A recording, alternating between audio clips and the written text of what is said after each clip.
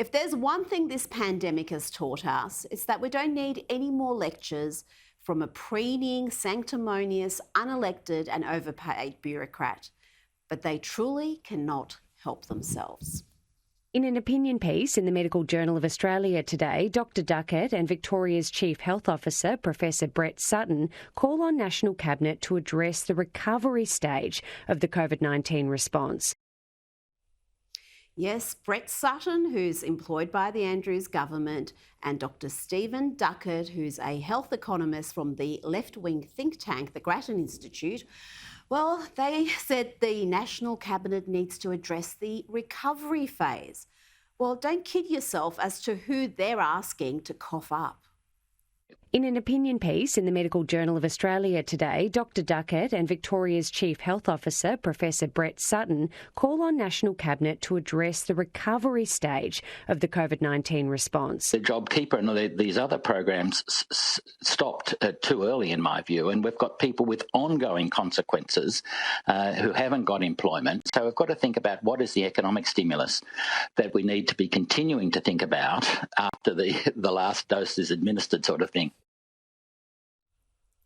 As Sutton and Duckett wrote, and I quote, "The federal government needs to share the increased healthcare costs caused by the pandemic, and not just the direct costs, which it has already agreed to share with the states on a 50-50 basis, but also the costs of deferred care in 2022 and possibly even 2023. Now, Melbourne, thanks to Sutton, as you're only too aware, has the unenviable record of having the longest COVID lockdown in the world, something many households and businesses will never recover from. He and the Andrews government stubbornly insisted on the COVID elimination model, despite that being a pipe dream. And now he's demanding the federal government come in and clean up his mess. This is akin to the arsonist demanding the insurance company make restitution for the loss.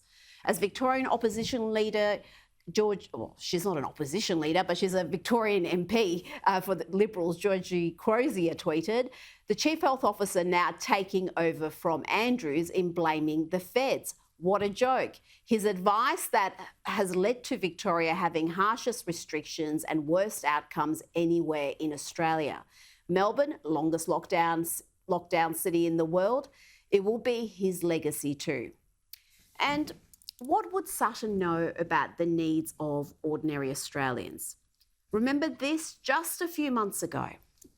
Brett Sutton has expressed his regret after travelling to Canberra to attend work meetings and an awards night. The Chief Health Officer came under fire for the two-day trip when Melburnians were still in lockdown. You can't really honour people for their fantastic research without being there in person. The CHO criticised for the jaunt as Victorians were still in lockdown and confined to 25 kilometres from their home. As for his co-author and health economist, Stephen Duckett, he's right up there with the ABC's Norman Swan in the COVID credibility stakes. This is what he predicted in March last year. Stephen, I've read through all of that and they're horrible, horrible numbers. Is there any scenario you looked at in which our intensive care units are not overwhelmed by this at some point? At the moment, not. Okay, and so the best case scenario, if the doubling every 3 days continues, ICUs overrun on April 11. That's what's alarmed you so much. April 11, they'll run out of ventilators and trained staff. And health workers are going to have to talk this through, and they're going to have to say, well, we have a limited number of beds. This is a situation we've never faced before. Even, we should be trying to expand, we should be trying to ensure the access, but we've got to be ready for this terrible eventuality.